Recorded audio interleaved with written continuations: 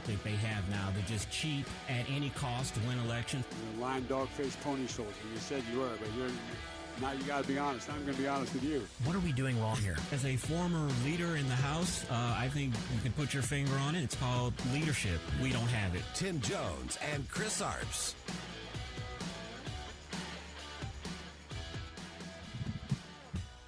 And welcome into the Friday edition of the Tim Jones and Chris Arps Show. It is January 23rd. And if you are watching on the stream, my partner Tim Jones is not in the studio with me today. He is somewhere in beautiful, sunny Georgia. But he may get affected by Snowmageddon, which is in the forecast for over the weekend. Also, if you're watching and you've been listening for the past week or so, you know that producer Joey is somewhere in the Bahamas or somewhere in the Caribbean enjoying sun. And with me today, again, is producer Ethan. How are you, my friend? Hey, Chris, it's good to be back, man. Excellent, excellent. Are you prepared for Snowmageddon? It's affecting some of my plans. I've already canceled plans for it. See, I'm not afraid of driving in the snow, but people are afraid when I do it, so I don't know. Here's the thing that I don't understand about Snowmageddon or snow forecasts, because people seem to panic when there's a forecast for heavy snow. I had to go to Schnucks today, not to go grocery shopping, but my wife had a prescription that I needed to pick up. And it was, of course, as you'd expect, parking lots are full. The lines at the grocery store were very long, of course. But here's what I don't understand, Ethan. Look, if my wife hasn't gone to the grocery store in a couple of weeks or 3 weeks, there's still enough food there. It may not be what you want. You know, it's the last remnants of the stuff that you have to fix if you absolutely have no food left. But, I mean, we could probably survive for about 2-3 weeks, maybe a month on what's in the pantry. It's not my favorite food, but if I didn't have anything to eat, we could fix that. It's hard for me to believe that, you know, when people go to the grocery store and are panicking, that they're acting like if I don't go to the grocery store, I've got a day and a half worth of food left, so I have to go and pick up all of this food. Am I wrong? Oh, my God. I just saw my sister sent me a picture of the Aldi. She went to an Aldi and Barron. You know, people are picking that place clean, and it's like, I don't know. I got a lot of stuff in the pantry that we actually, I hate to admit it, we let stuff expire sometimes. You know, we buy stuff that we don't even eat. So this is a great excuse to dig into that stuff. I guess so. I don't understand, and it's just hard for me to believe that people have 1 day, maybe 2 days of food left, and that if they are snowed in the house for 4 or 5 days, that they're going to starve to They're death. acting like they're on the brink of survival. Exactly. And it was the same deal during, like, the pandemic when everybody just rushed to the stores for toilet paper. Wasn't that crazy? What a throwback at this point. The toilet paper was like the first sign of that. I remember before we knew what we were getting into, we knew that there wasn't toilet paper. Did you ever understand the psychology of that? Why did people feel this need to hoard toilet paper during a pandemic? You know, they're not hoarding cheese, they're not hoarding milk, they're not hoarding just groceries. People felt a need to not have their toilet paper run out. What do you think is the psychology behind that? Yeah, I mean, if that's really the first place your brain goes, I'm sorry. Oh my God, I for can't you. wipe. Oh, it's Armageddon. I mean, it really is strange. But I guess they're just really thinking about those comforts, right? You want to be able to do that as you starve to death in your house. Yes. At least you can wipe. At least down there is clean, I guess. That's a strange situation. Well, as we've been discussing here, Snowmageddon News 4, which we get our weather forecast from, they said that the snow will begin Saturday morning to around lunchtime. Says it'll be fluffy, light snow, snowfall Saturday afternoon to evening for St. Louis will rain just 1 to 2 inches. So we won't get a lot of snow on Saturday, but apparently the snow will pick up intensity Saturday night through noon Sunday. They said this will be the worst travel and will pick up an additional 6 to 10 inches in St. Louis. Heavier totals expected farther south. And then Sunday afternoon it will snow again, but it turns lighter with an additional 1 inch or less expected before tapering off by Sunday evening. So 6 to 10 inches in the St. Louis area. We'll get that late Saturday. I think this is a fantastic weekend to just sit in the house, have a bourbon or two, drink some beer, some hot cocoa, and watch the AFC NFC championship games on Sunday. Sounds like a great weekend for that if you ask me. You a football fan there, Ethan? No, not quite, but I've got my own sports event this weekend. Okay, what is it? Because I like watching the UFC when I can. But they always been doing it on pay-per-view, and I will not pay per view. Okay, I won't do that. And I have not done it for a very long time. Are you cheap? I am, but they finally have moved it to Paramount. It's finally on a subscription network, so I can effectively watch it for free. I will admit I'm not a huge UFC fan, and I'll tell you why. And I'm not disparaging anybody that watches or likes it. To me, it's just brawling. It's not like it's boxing. It's not like it's wrestling. It's just two guys in a ring just straight brawling. It's gladiator to me almost. Oh, it's brutal, and that was the talk when it first came out, in the 90s was they didn't want to legalize. It's been around that long? Yeah, 1993 was some of the first stuff they did in this country. But no, and of course people have been talking a lot more about it in this very room ever since Trump's been trying to get that event at the White House. People talk a lot more about MMA around here. But I gotta tell you, I love boxing. I don't watch boxing like I used to when I was a kid. I used to watch boxing all the time. That was like Muhammad Ali and George Foreman and Sugar Ray Leonard the golden during era. that. That was the 70s to me was the golden era of boxing. So I used to watch boxing all the time. I loved it. Probably what turned me off on it, especially in the heavyweight division when they came out with all these different belts. You had the WBC, the WA, the IBC. It was just I can't keep up with it either. And I agree, it does turn me off to it. It just became too many belts. But a couple of years ago, my best friend was in town from Arizona. He moved out there. And we went out to a boxing match. And, I watched boxing on TV. I had no problem with it. I got to admit this, and I'm not a wussy. I think I'm pretty a manly man. But it took me a bout or two to get used to just watching, like, two people, like, beat the hell out of each other live like that. That's a good point. I've never seen it in the flesh. Yeah. And I've never been in a fight either, but there's like a part of me that wants to. Yeah. There's a part of me that's wondering if I should try to sign up for a amateur bout. Well, go for it. Just don't do it on like a night you have to come in and work. So. Oh yeah, you'll know. I'll come in with broken arm, black eyes and everything. I hear you. All right, and of course that is the big story, the weather over the weekend. We're gonna have Snowmageddon. The other big story, and it's local as well. A federal grand jury convicted former St. Louis Alderman Brandon Bosley of insurance fraud and lying to the FBI.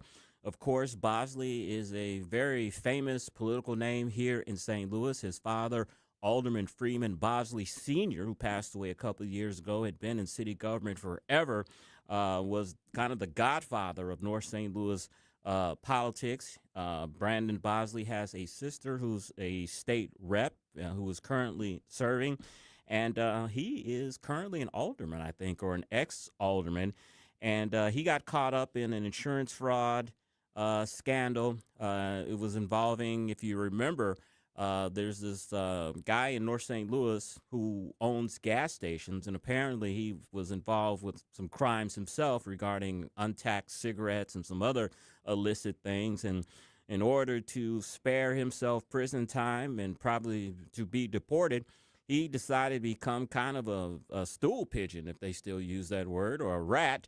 And so he set up former St. Louis Alderman Brandon Bosley.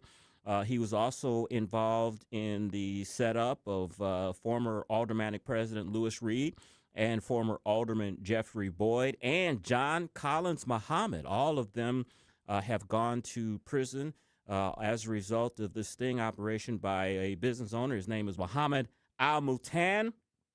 And this is a very sad situation. And, Alderman Brandon Bosley has a very famous political name here in St. Louis. To be convicted of insurance fraud and for lying. And, the thing that just always amazes me about a lot of these crimes are, if you're going to put your family reputation, your name on the line, your whole political career, future earnings, if you're going to put that on the line, do it for some serious money, $200,000, $300,000, $1 million, whatever.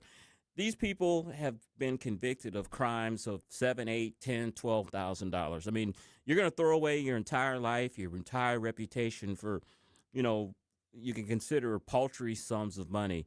is the thing that I don't understand. And I think if you try to understand it, I think what it comes down more than anything, and it's one of the 7 deadly sins, which is greed. You're in a position of power. You think no one will ever find out about this. I'm sure in the city of St. Louis, aldermen and those ranks, the type of things that these guys were convicted of and what they did, I'm sure happens all the time. Unfortunately for them, you've had Mr. Al-Matan, who was looking for a deal, decided to cooperate with the FBI, and he set these folks up with in a sting. So Alderman Friedman Bosley, I think he is looking at 20 years. I doubt that he'll get that long because this is his first offense. But he's going to do some jail time, just like the rest of these folks have done as well. I would expect him to do probably 2 to 3 years, as Alderman Jeffrey Boyd and John Collins Muhammad and President Lewis Reed. I think they did about 2.5 years. Alderman Brandon Bosley, former, is probably going to do some jail time as well. And it's a sad ending to his political career, and it's really a stain on a family name that has a legacy of politics in St. Louis.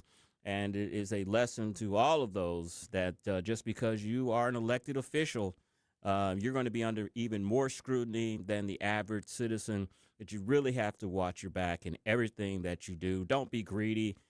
Do what you did when you signed up to run for office, to serve the people, to look out for the public good. Don't try to enrich yourself, or you're just going to end up in a bad situation like these gentlemen have. I got to ask you, Ethan, are you on TikTok at all? Ha! Not anymore. No. Oh, you were on it. Like when it was new, and Yeah. I found out what I was doing. I'm like, I'm not doing anything productive. Yeah. When I'm on this app. What made you get off it was that the Chinese government could have been stealing your data and selling it, or? Oh, I knew they were. That was part of why I quit. Yeah. Well, the reason I bring that up, TikTok yesterday closed a deal to divest their joint ownership, or their ownership of TikTok. It's now controlled by American investors, but TikTok still, ByteDance, the owner of TikTok, they're still going to have a ownership stake in TikTok, which still bothers a lot of people, including me. I am starting to expand my social media presence, and I'm on every platform except TikTok. And the reason why is I didn't want the Chinese government having my personal information. I don't like how the Chinese government has their algorithm set up to send negative messages to our young people, disparaging America, trying to shape their minds. So it's something that I just stayed away from. But once a deal was made where they were going to divest themselves and Americans own the company, I was going to get on TikTok. But I don't think I'm going to do that because, as I said, TikTok is still going to be owned 20% by the Chinese government. Part of the new owners of TikTok are going to be U.S. tech giant Oracle, a firm called Silver Lake, a private equity company, and Abu Dhabi-based investment firm MGX. They will collectively own 40% of the new TikTok. Nearly 1/3 of the company will be held by affiliates of existing ByteDance investors, which are the Chinese, and nearly 20% of the venture will be retained by ByteDance. So it's not a Chinese company anymore. The majority of the ownership is American, but for me, I don't want to have the Chinese involved in anything that, one, can have my personal information, and two, one that can influence public opinion through their algorithm to Americans, and especially American young people. So it's kind of sad because I really wanted to get on TikTok because it is one of the thriving platforms now. But as long as the Chinese own it, I don't want no part of it. 20% is plenty of ownership to Exactly. to still do everything that we don't want them to do, right? Like you said, propagandize and get our data. And, Exactly. 20% is plenty. Exactly. So, no, I don't think I will get involved with it. And part of the deal, too, is that the algorithm is supposed to be Oracle is supposed to control the algorithm. But yeah, I'm skeptical. Yeah. I am, too.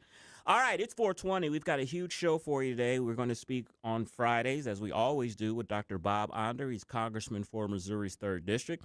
We're going to talk to him about the Clintons being held in contempt of court. The proceedings for that are coming along.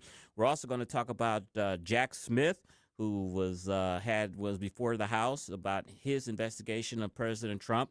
We're also going to talk about maybe regular order has returned back to the United States Congress. We'll ask Dr. Bob Onder about all of that. Chris's Corner at 4:45. Democrats still don't know what election they're running in. I'll have more about that at 5:45. Speaker Stump Speech. We may have Speaker Tim Jones join us at 5:07. We're not sure about that yet, but if he does, I'm sure he'll have something interesting to talk to us about, and we'll go over the big news of the day with Speaker Jones in Georgia. We'll ask him about Snowmageddon, and will he be able to make it back to St. Louis this weekend? At 5:23, we're going to speak with Pete Sepp. He's from the National Taxpayers Union. We're going to talk to him about a big subject, data centers, which a lot of people are talking about data centers. I'm going to be on Jeff Co-Patriot Radio subbing for Tim on Sunday, and that is a subject that we're going to be talking about, a proposed data center in Festus. So this is a huge issue. We'll speak with Pete Sepp from the National Taxpayers Union about that. And at the end of the show, which movie has earned 16 Oscar nominations? That is a record. The previous record was 14. I'll tell you what movie that is at 5:43. All right. You're listening to the Tim Jones and Chris Arps Show on 1019 94.1 News Talk STL. I'm a midnight toker. I give my love. Follow Chris Arps on Twitter at Chris_Arps. From the Michaels Flooring Outlet Weather Center. I'm First Alert 4 Chief Meteorologist Steve Templeton. First Alert weather days for cold and, yes, snow. Low down to 3, wind chill of -10 tonight, 11 for the high Saturday. Snow's going to fight dry air, but start sometime late morning into the early afternoon. So think after 9 a.m. through the afternoon. This is light snow. It may not be too impressive, but it'll stick on frozen ground, maybe 1 to 2 inches through the middle of the evening. Saturday night, Sunday morning through noon on Sunday, the biggest push of snow, probably 6 inches just from that push or more. A low of 10 and a high of 16 on Sunday as the snow tapers off in the afternoon with snow totals around 7 to 11 inches in St. Louis. That's the latest from the First Alert 4 Weather Center. I'm Chief Meteorologist Steve Templeton.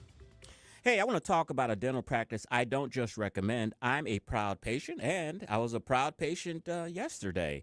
The Dental Link is run by Dr. Alan Link and his son Andrew, and you can feel the difference the moment you walk in. I have dental implants, so this is personal for me. This isn't cosmetic fluff. This is serious dental work. They took the time to explain everything, made sure I was comfortable, and treated me like a person, not a procedure. One thing that really stood out is the staff. Dr. Link treats his team like family, and you can tell they genuinely enjoy working there, and this shows in how relaxed, professional, and attentive they are with patients. And if you're nervous about implants, here's something important. The Dental Link offers many dental implants, a minimally invasive alternative that often means less pain, shorter recovery times, and a reduced risk of complications compared to traditional implants. My implants have been a game changer. They look natural, feel natural, and gave me back confidence I didn't even realize I lost. The Dental Link Baldwin's office is located at 141 in Manchester, and you can reach them at 636-496-8584 or learn more at thedentallink.com. Do good, do it well, have fun doing it. That's their motto. Hey, it's Vic Porcelli here with our great friend Chris Cooper from Serenity Wealth Management. Hi, Chris. How are you, Vic? I don't want to put anybody else down, but that when you go up and visit you at Serenity Wealth, your place looks like home. So a lot of financial advisory offices, they have, the big mahogany desk or the big marble entryways and things like that, the stock market channel on the TV when you walk in the door, right? That doesn't really drive a good conversation. Good financial guidance and advice starts with a good conversation. People are nervous. People are afraid to talk about finances, right? And so you can see a little standoffish. Well, my objective is to try to have a good, casual conversation. By having those conversations about life, goals, objectives, it's what makes me understand what our financials are supposed to fund. So if somebody does want to have a good conversation, how do they do that? How do they find you? Our website is the best way to do that because you can get all the information you need, understand where we are, get a little bit more information, all that. SerenityWealthNow.com. Reach out to Chris and Stacy today at SerenityWealthNow.com. Investment advice offered through Fortis Capital Advisors, LLC. News Talk STL. This hour of Jones and Arps is brought to you by Stifel. Contact your Stifel financial advisor at stifel.com. That's STIFEL.com.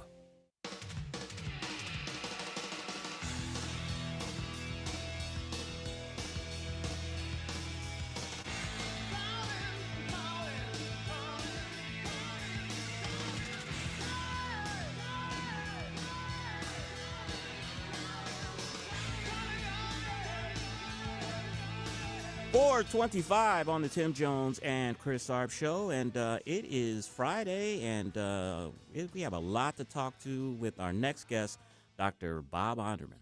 Bob Onder. Dr. Bob Onder, congressman for Missouri's 3rd District. We're calling Dr. Bob. We're calling Dr. Bob. Dr. Bob. Dr. Bob, welcome to the show. How are you, my friend? Chris, it is great to be with you. Excellent, excellent. Well, yesterday, big news on Capitol Hill. Jack Smith testified before a committee that you sit on, the House Judiciary Committee. We've all seen the clips. We've all seen the video. Very contentious hearing. Tell us what you thought of it, and what are a few of the questions that you asked Mr. Smith? Yeah, well, Jack Smith, you just look at the guy and he looks like a villain out of a James Bond movie. And in real life, he's like worse than most of the villains from James Bond movies because he tried to use every weapon at his disposal, every little ounce of power that he had to subvert our Constitution, to subvert all idea of fairness, of the rights of defendants, and the rule of law to get Donald Trump. He was 100% political.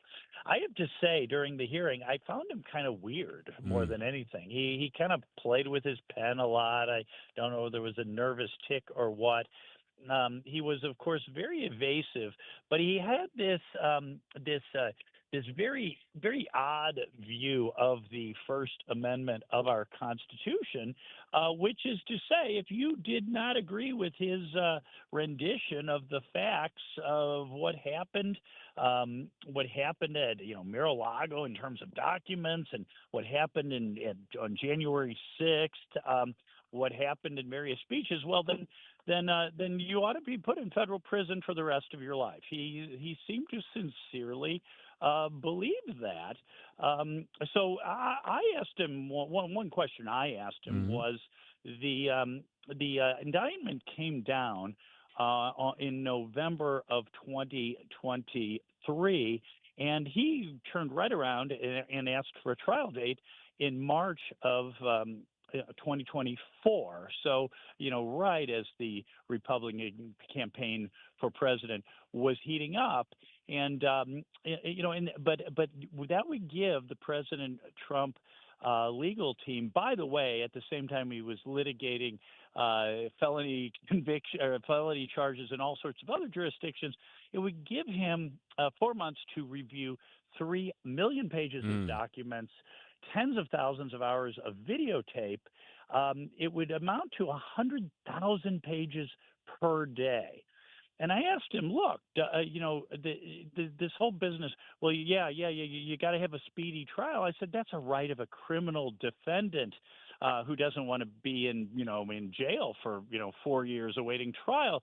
That's not a right of you, a prosecutor, to railroad a case through to try to disqualify a candidate for president of the United States. No one's above the law. He was just so disingenuous, so slimy. But I think we got a lot of good questions. He was asked. There's no question there. It was an unprecedented weaponization of our system of justice against Donald Trump and against our democracy. Congressman, I consider myself average Joe Q citizen, just like every other taxpayer. And it's hard for us out here in flyover country to understand how can an investigation cost $35 million.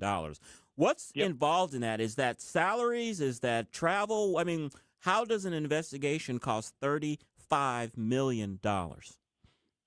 Yeah, I don't know how it adds up to that. Because most of the people working on the case already work full time for the federal government. I doubt that would be even counted in that, or maybe it is. Maybe that's what it is. He had a team of hundreds of people, and he counted all their salaries. But no, it's a lot of the evidence, the documents. Like when a lawyer has a personal injury case, they have to get records from the hospital. Sometimes that would cost the hundreds or even thousands of dollars. But in this case, no, the federal government owns the Capitol Hill police videotape. They employ the Capitol Police and so on. So it's mind-boggling. Jack Smith could not even tell us. He admitted to us that a confidential source was paid $20,000 and couldn't even tell us what that source was paid to do. And one of the things that did come out yesterday in the hearing, how on the phone records of some U.S. senators and congressmen were subpoenaed. When he went to the judge to ask for those subpoenas, he did not tell the judge whose records he was subpoenaing. Not even Kevin McCarthy, Speaker of House, second in line to the President of the United States. So this guy is a man of just unmatched duplicity. I think he deserves to be in an orange jumpsuit. But it's just a person like this has no business being an officer of our court. Congressman, the people deserve to know about Jack Smith's investigation, the money that he spent. That's an open thing. We should know about that. But what's the next step? We should audit it. What's the next step with this? I mean, does he get referred to the Justice Department for possible criminal action, or we just have this hearing and we learn all this stuff and it just falls by the wayside? Yeah, that's a really good question because, a lot of my base, they contact me through social media every day saying, I won't be happy until this guy's in an orange jumpsuit and shackles. And, look, people in our system are innocent until proven guilty. Prosecutors have a broad range of discretion. But, when we're talking about prosecutorial discretion, we're usually talking about prosecutors saying, you know what? Our office is really busy. We have limited resources. We're going to let this shoplifter go because we want to get this drug cartel member, or better yet, let's get his boss. Back in Venezuela, as an example. So I really there is such a thing as malicious prosecution. I think Jack Smith. I don't know the exact criminal penalty for that. He has a lot to answer for, and I am not. I am not at all sure. And certainly, if along the way he has lied to Congress, that itself is a federal offense. You can go to federal prison for that. Just ask Ollie North about that one.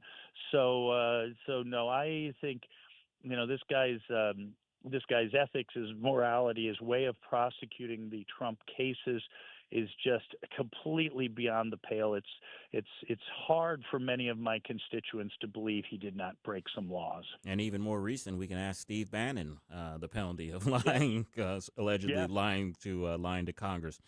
We're speaking with Dr. Bob Onder, Congressman for Missouri's 3rd District.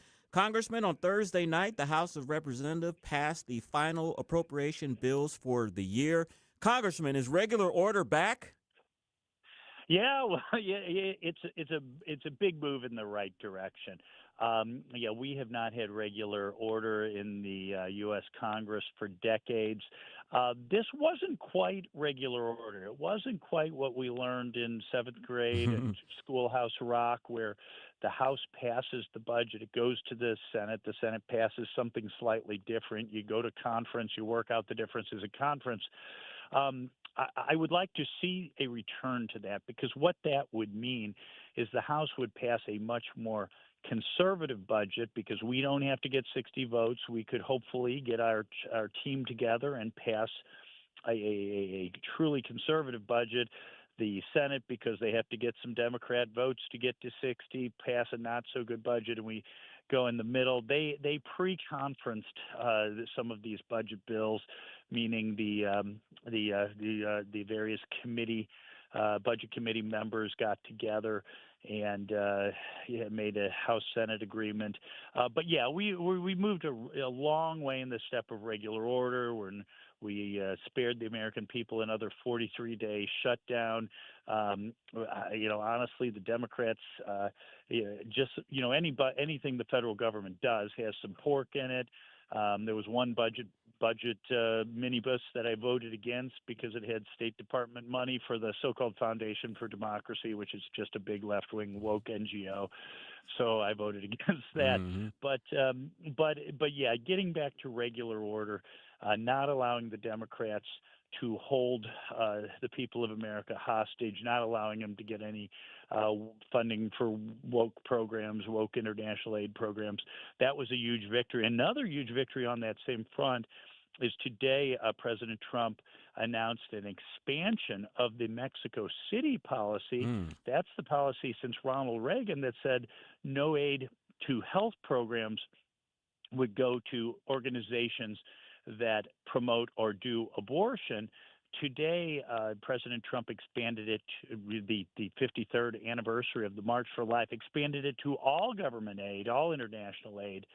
So, we still have President Trump and Russ Vought and Steve Miller and others in the White House watching how some of this money gets spent, and that's a good thing as well. Congressman, the Democrats made a lot of noise this week that they were not going to pass the Homeland Security bill. It eventually passed 341 to 88. Was the politics too tough for them to vote against the Department of Homeland Security and eliminating illegal immigrants from our borders, from our nation? Yeah, I think ultimately it was. They made a lot of noise about that. I think I thought it was entirely possible we would end up with another partial continuing resolution or even a shutdown. But at the end of the day, I think Democrats realize that Donald Trump and the Republican Congress, we were elected on a mandate to make our borders secure, to enforce immigration law, and to make everyone more safe. And they can spin what happened in Minneapolis. I think the ICE officer was acting in self-defense. They can try to make the next George Floyd or the next Michael Brown out of that incident. But the fact is, Americans do support the President Trump's agenda on illegal immigration, does support cracking down on criminal illegal aliens, and it's crazies like Governor Walz who are the outliers here. So yeah, I think a shutdown over that issue, over the funding of ICE, I think they realized in an election year was going to be a losing issue for them. So a lot of them did the right thing and voted. And again, not only for the other budget bills, but for the Homeland Security bill as well. You think one thing they did to try to appease the base back home for voting for the Department of Homeland Security bill was this bill that has 100 Democratic co-sponsors to impeach Kristi Noem? And tell us what's going on with that. Yeah. I think that's right. That's a so-called messaging bill for the base back home. Kristi, they want to impeach Kristi Noem for doing her job, which is to enforce federal immigration law that has been on the books for decades. Look, if the Democrats want to repeal immigration law and say anyone from any country of the world in any number, regardless of criminal record, can come to our country and wreak havoc on our streets and defraud our welfare programs, if they want to introduce that bill, they can do it. But they know they can't. So instead, they're conducting this really hideous effort to. I'm down on the wharf area, and 4 National Guardsmen walked by just now, Chris. Good. In D.C.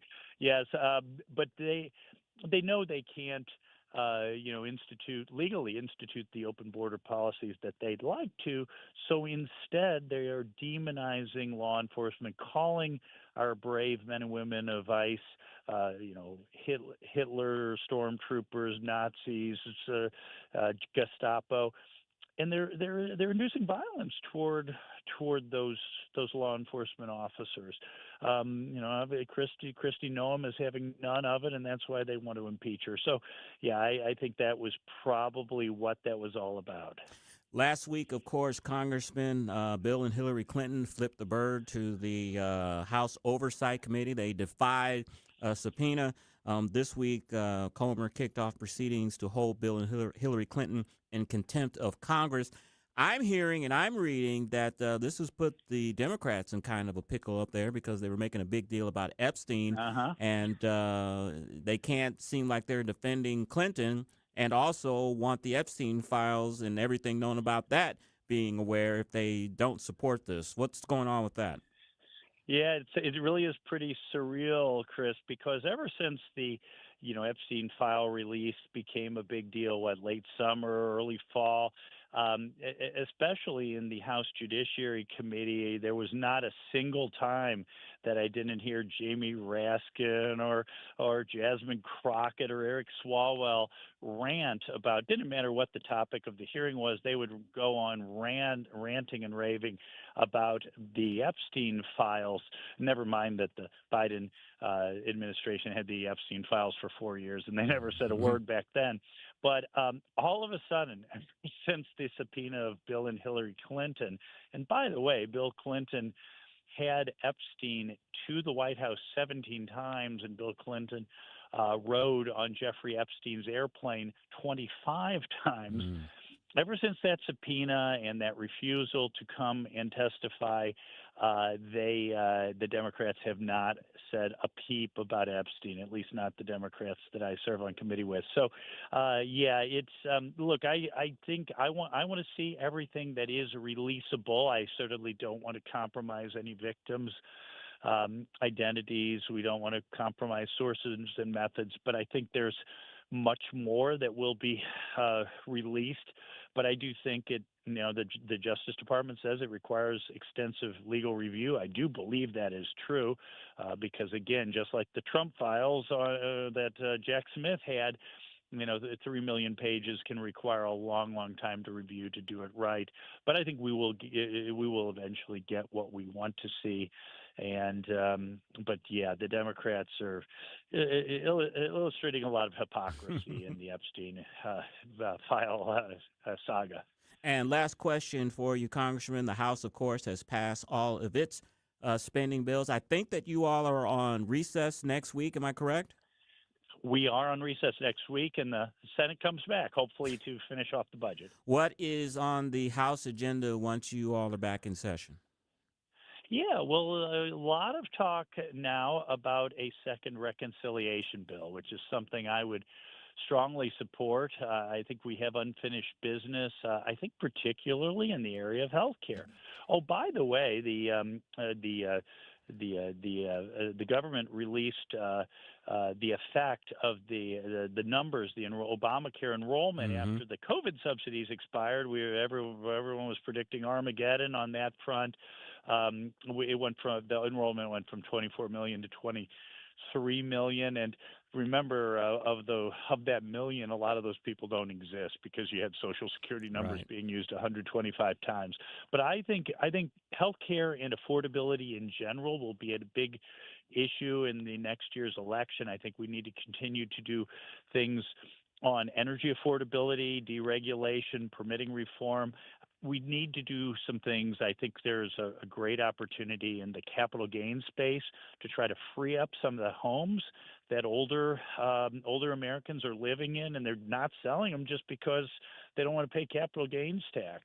I think we can free up some of those homes so that young people can afford homes again.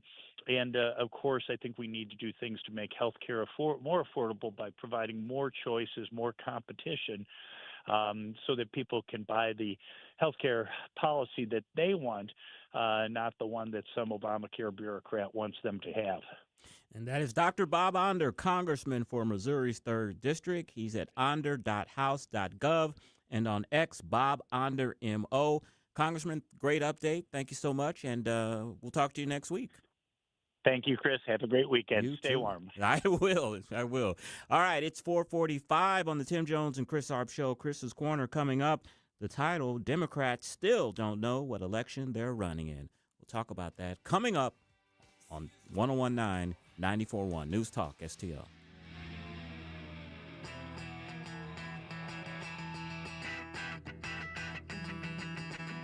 Follow us on Rumble at News Talk STL. From the Michaels Flooring Outlet Weather Center. I'm First Alert 4 Chief Meteorologist Steve Templeton. First Alert weather days for cold and, yes, snow. Low down to 3, wind chill of -10 tonight, 11 for the high Saturday. Snow's going to fight dry air, but start sometime late morning into the early afternoon. So think after 9 a.m. through the afternoon. This is light snow. It may not be too impressive, but it'll stick on frozen ground, maybe 1 to 2 inches through the middle of the evening. Saturday night, Sunday morning through noon on Sunday, the biggest push of snow, probably 6 inches just from that push or more. A low of 10 and a high of 16 on Sunday as the snow tapers off in the afternoon with snow totals around 7 to 11 inches in St. Louis. That's the latest from the First Alert 4 Weather Center. I'm Chief Meteorologist Steve Templeton. On the next, Larry Connors, USA. Today, story behind the story when the U.S. Army targeted St. Louisans with a toxic chemical. Larry Connors, USA. Now, weeknights 6 until 8 on News Talk STL. License number E2014A. Hey, it's good to see you.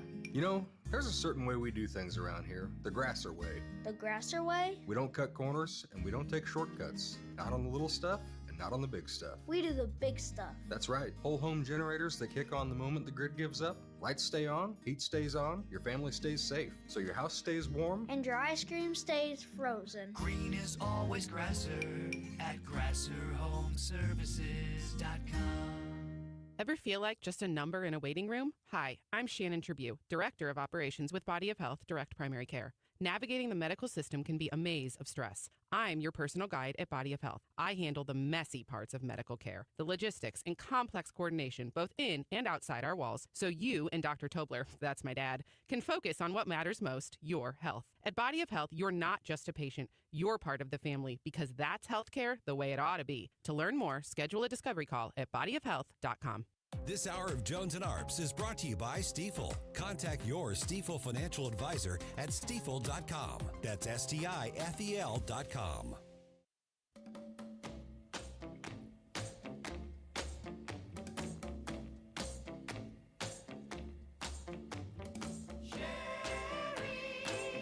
Sherry, baby, Sherry.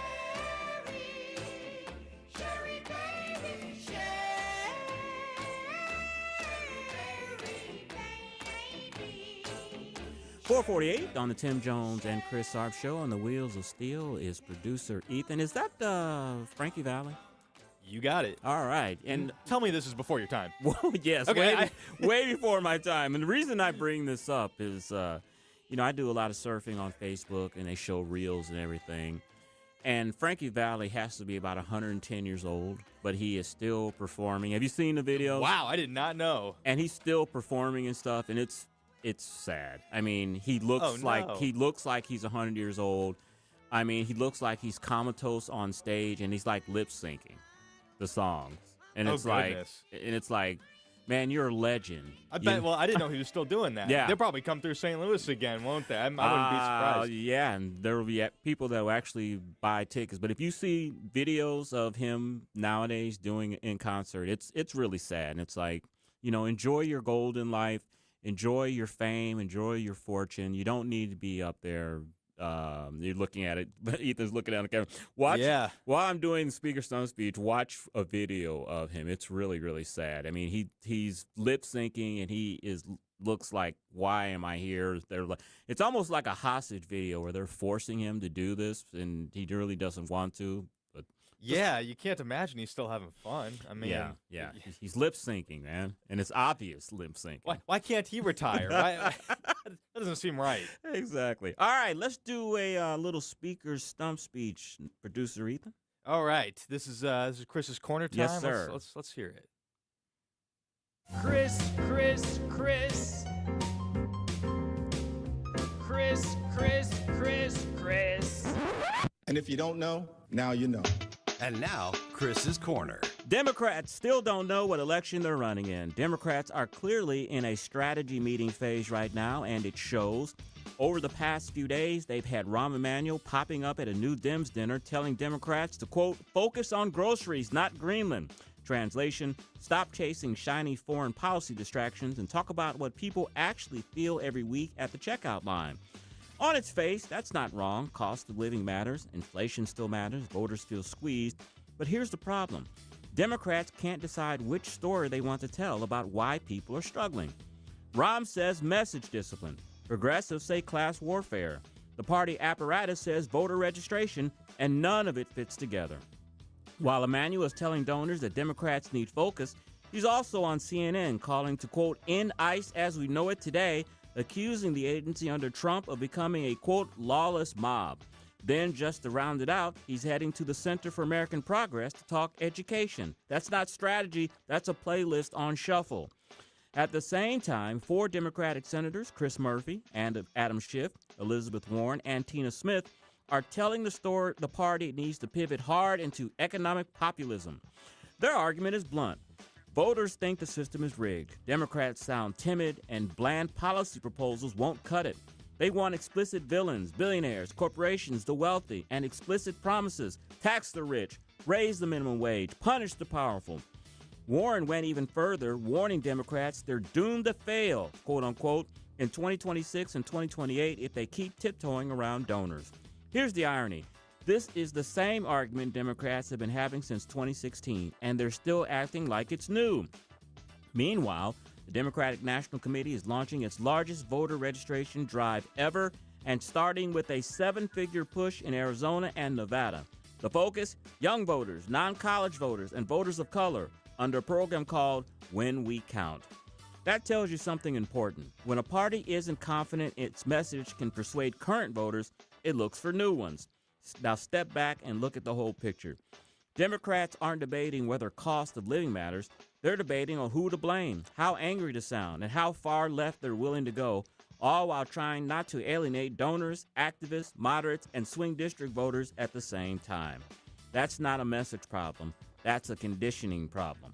Populism sounds great at a press conference. It polls well in isolation, but it collides with reality when the same party still relies on corporate donors, Silicon Valley money, Wall Street fundraising, and federal bureaucracies voters already distrust. You can't run against, quote, the system while asking voters to trust you to run the system better. And that's the unresolved tension heading into 2026 and straight into 2028. Republicans don't have to beat a unified Democratic message right now. They just have to let Democrats keep arguing about which one they actually believe. And that is Chris's Corner. Yeah, they don't know what direction they want to currently go for 2026 and 2028. Do they tack towards the middle like Rahm Emanuel wants them to do and be like what Clinton did in 1992, moderate, or go full populism, go full Mandami, full socialist? Is that the direction they should go? They are having a inner civil war right now in that direction. Of course, you won't hear too much about that in the media. The media will stress the civil war that they say is going on among the Republican Party. But the Democratic Party doesn't know what direction they want to go into. They are making a fatal mistake, I believe, in 2026 because they do have, as history says, a good chance to take over the House and to make big gains.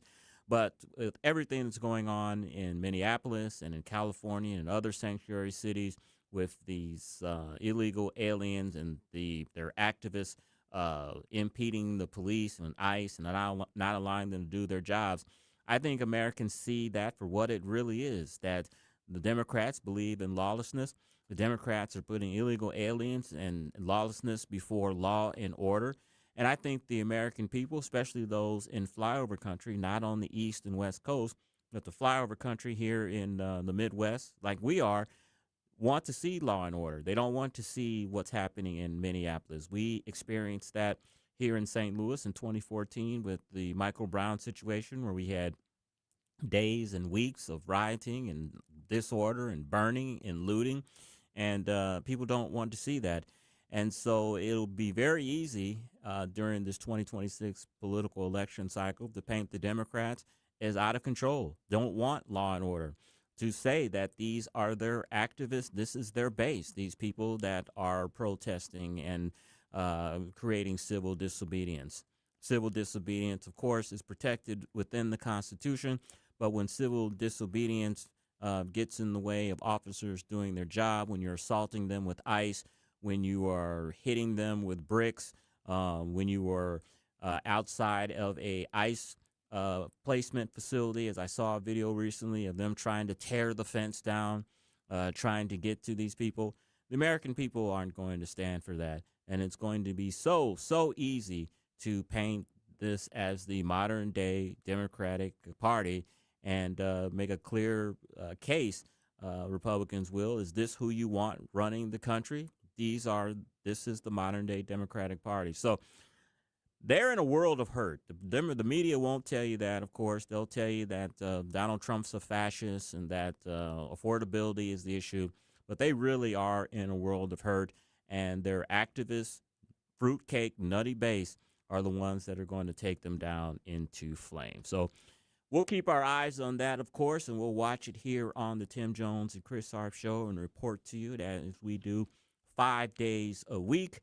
Coming up, we're going to speak with Speaker Tim Jones. He's going to call in from the great state of Georgia. I'm sure Tim has a lot of comments on the big news that's happened yesterday. Of course, Jack Smith testifying before Congress.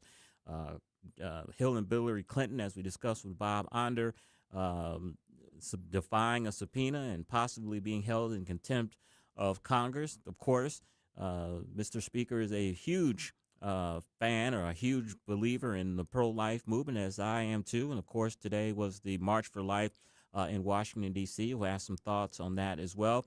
And we'll ask him, is he going to get snowed into Georgia, or will he be able to come home this weekend? So got a lot of thoughts on that. At 5:23, we'll speak with Pete Sepp. He's from the National Taxpayers Union. We're going to speak with him about a big issue that's especially going important here in the St. Louis area and all across the country. That is data centers. And at 5:43, we'll tell you which movie has been nominated for the most awards and has set a record. All that coming up on the Tim Jones and Chris Arps Show on 101.9, 94.1 News Talk STL.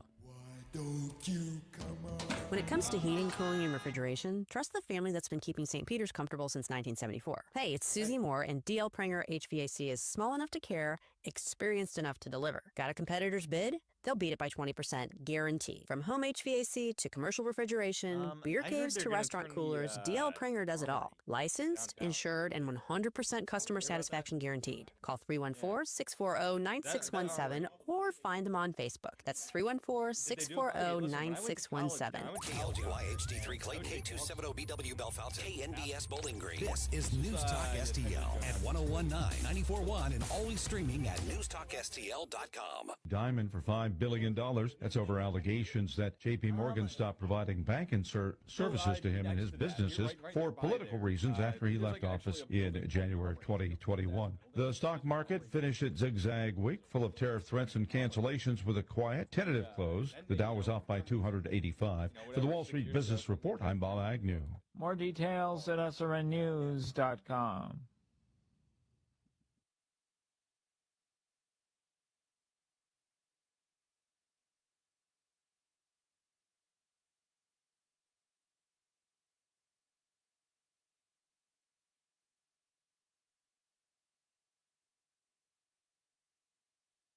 There is no room in America for this kind of conduct. All of a sudden, they care about free speech? No. They care about dependency and control. Free speech is alive and well in America right here. She will devour the real truth like it was a light snack. The agenda that the far left is pushing is not working for us. And I'm talking about everybody who look like me. 101.9 and 94.1. Fight for our freedom. This is News Talk STL. All the information I need on the drive to work. Mike Ferguson in the morning. I keep it on throughout the day, whether it's local, national, or something big that's happening overseas. News, analysis, and opinion. St. Louis is #1 for conservative talk. News Talk STL. News this hour from Town Hall. I'm Keith Peters in Washington. The annual March for Life was held today in Washington, D.C., bringing tens of thousands of pro-lifers to the nation's capital.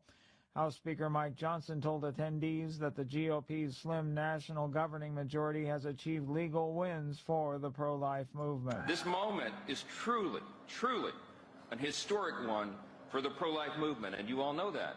For the first time since Roe v. Wade was reversed, we have the White House, the Senate, and the House all working together to deliver meaningful and historic pro-life victories.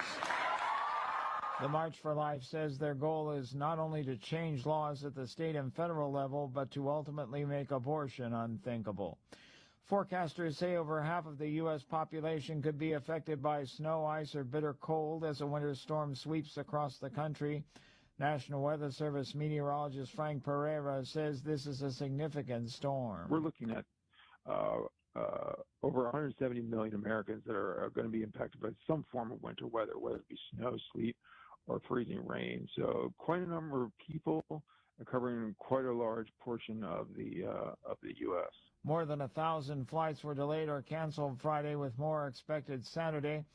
People are stocking up on water, food, and generators as they prepare for the storm. TikTok has at last finalized a deal to keep the popular video sharing platform operating in the U.S. after years of uncertainty, but questions remain about whether users' experience will change and whether the changes actually address security concerns around the app. On Wall Street, a mixed day as the Dow was down by 285 points, the Nasdaq rose 65, the S&P advanced 2. More on these stories at townhall.com. Listen closely. If your retirement funds include an IRA or 401k, this matters right now. The stock market is at an all-time high. The dollar is under pressure. Interest rates are heading down, and leading economists are warning that the global financial system is changing. Call Advantage Gold at 800-900-8000 right now to get your free gold investment guide, valued at $49, plus your free copy of economist Ken Rogoff's book, Our Dollar, Your Problem. Investors across America are turning to gold and silver with Advantage Gold. Right now, silver is flashing a signal you can't ignore. Silver prices have been rising sharply, and history shows when silver moves, it can move fast. Learn more before this window closes. Call 800-900-8000 right now to get your free precious metals rollover kit. Find out about a tax and penalty-free rollover in 2026. Gold and silver can surge when the economy shifts, and they don't wait for permission. Consult your financial advisor before investing. Call Advantage Gold at 800-900-8000. That's 800-900-8000. From the Michaels Flooring Outlet Weather Center. I'm First Alert 4 Chief Meteorologist Steve Templeton. First Alert weather days for cold and, yes, snow. Low down to 3, wind chill of -10 tonight, 11 for the high Saturday. Snow's going to fight dry air, but start sometime late morning into the early afternoon. So think after 9 a.m. through the afternoon. This is light snow. It may not be too impressive, but it'll stick on frozen ground, maybe 1 to 2 inches through the middle of the evening. Saturday night, Sunday morning through noon on Sunday, the biggest push of snow, probably 6 inches just from that push or more. A low of 10 and a high of 16 on Sunday as the snow tapers off in the afternoon, with snow totals around 7 to 11 inches in St. Louis. That's the latest from the First Alert 4 Weather Center. I'm Chief Meteorologist Steve Templeton. This hour of News Talk STL is brought to you by Stifel, serving investors for over 130 years. Contact your Stifel financial advisor at stifel.com. That's STIFEL.com. They served our country with honor. Now it's our turn to serve them. Join the freedom13.org for an unforgettable gala honoring America's heroes, February 27th at the Foundry Arts Center in St. Charles. A special evening supporting Freedom 13's bold mission. 50 camps in 50 states on more than 50,000 acres, building 650 homes for veterans, police, and their families. Tickets and sponsorship opportunities are available now. Visit thefreedom13.org. That's thefreedom13.org. News Talk STL is proud to have Doug Voss of Safe Money Radio as part of our lineup each week. Doug has been a staple on the St. Louis radio airwaves for many years as one of the leading financial experts in the area. You can now hear Doug and Safe Money Radio 2 times every weekend on News Talk STL. But in case you miss anything, you can check it all out at DougVossSafeMoneyRadio.com. You could also reach Doug at 844-676-SAFE. That's 844-676-7233. Doug Voss is a registered representative. Securities offered through DHL Securities, LLLP, member FINRA and SIPC. What happens next? Nicolas Maduro had multiple opportunities to avoid this. Happens right here. We will secure our borders. We will stop the terrorists. We will crash the cartels. 101.9 and 94.1. News Talk STL. Tim Jones and Chris Arps in the afternoon. The 9 most terrifying words in the English language are, I'm from the government and I'm here to help. The more you remove voting from Election Day, the more opportunity you're offering for people to commit fraud. Are you not entertained?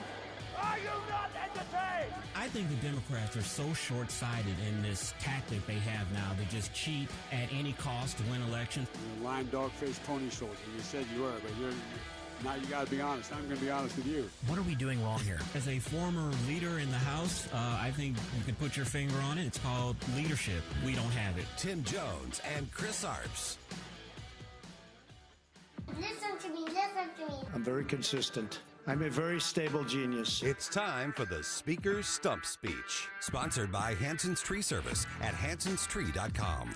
Yes, it's 5:06, and it is time for the Speaker's Stump Speech, live from Georgia. Yes, sir. You are a traveling man. I'm in Sea Island, Georgia, and I hate to say it, but I'm glad I'm here and not there. I know you guys are about to get walloped, and I wish you all much warmth and safety. I hope everybody is well, and please check on your senior citizens and your loved ones and your pets, and just hunker down and make French toast like we always do in St. Louis. Tim, I have to report that I had to go to Schnucks today to pick up a prescription for my wife at about 1:30, and the Schnucks parking lot was packed. The lines in the store were packed, so people were getting ready. You know, we were talking about this at the beginning of the show. I don't understand why is there panic buying because of, heavy forecast for snow. Look, the stuff that I love, we may have ran out of it and everything, but everybody's got enough food, I would think, in their pantry for stuff. It may not be the stuff that you like, or you can cook later, but I would think everyone at least has enough food in their pantry to last at least a couple weeks, 2-3 weeks, even if it's not stuff you ordinarily eat. I would agree, Chris, and I would hope so. I mean, I have lived. We have a very beautiful home right now, but I didn't always live in that beautiful home. Yeah. I've lived in tiny little apartments in New York, and I've lived in condos, and you always have a pantry. Exactly. Right? No matter where you live, you have some sort of a cupboard or a pantry, and you should have food stuff in there, right? Yeah. Like stuff that canned goods and ready mixed stuff and macaroni and cheese, and like you said, I would hope that most people, maybe people will be reminded once again, you should be prepared at all times to maybe be in your home for 2 to 3 days every once in a while. It just happens. Yeah, it's just whenever we have a snow forecast, people act like they're going to be snowed in their houses for the next month. And it's like, you got to still have some food left. It's not the food that you normally may like, but you've got peas and canned goods and all kind of stuff. Or I don't know. It's never just made a lot of sense to me, Tim. I totally agree. And, we also have things, Chris, on our phones called weather apps. and they're even free, and like I can look right now. I'm about 750 miles away from Missouri, and I can look right now and I can see that in Eureka, Missouri, yes, it's going to be pretty horrible for like 3 days. But Chris, by Tuesday, it's Friday. Today's Friday. It's Friday evening. By Tuesday, it's going to be 34 degrees and sunny. I'll bet you can get to the store by Tuesday at the latest. So you need 3 days. You need 3 days. We have to put up with your family and your loved ones and your pets and eat your oatmeal and your macaroni and cheese and make your French toast like we do in St. Louis. But by Tuesday, you can go back to your favorite grocery store. I'm going to guarantee it. Some college student for their thesis or their term paper needs to do a paper on this. Why do people feel the need to panic buy during a snowstorm? Even at best, you're going to be snowed in for a day or two, and you probably have food in your pantry. I wish somebody would try to explain the psychology of that to me. Indeed. My oldest daughter, Katie, is a psychology major. I might give her this assignment. That may be a good paper for her. Exactly. It might be a great thesis, great senior year thesis for her to examine the psychology of mass weather events on the human psyche and the need to raid grocery stores. Mm-hmm. Tim, of course, Minnesota is still in the news. The Antifa folks are still causing mayhem. Remember this week, last Sunday, Don Lemon and his cohorts invaded a church.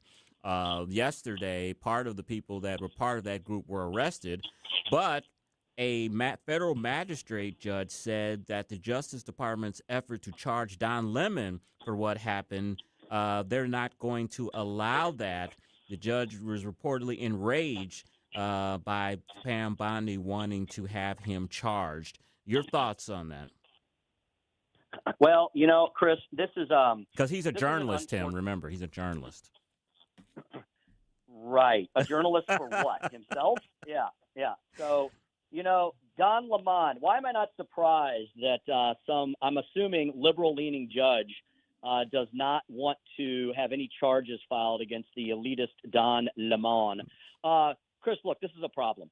And as someone who has taken an oath multiple times to protect and defend the Constitution as a former prosecuting attorney, as a member of the bars of New York and Missouri, as a office holder on the city council level and the state representative level.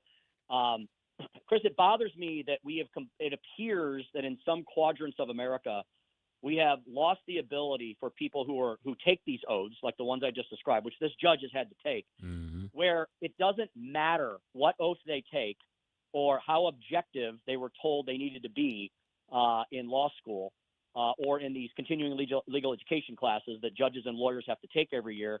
Chris, unfortunately, it seems that whatever your political philosophy, your underlying political philosophy, which everybody has, right? We're not robots.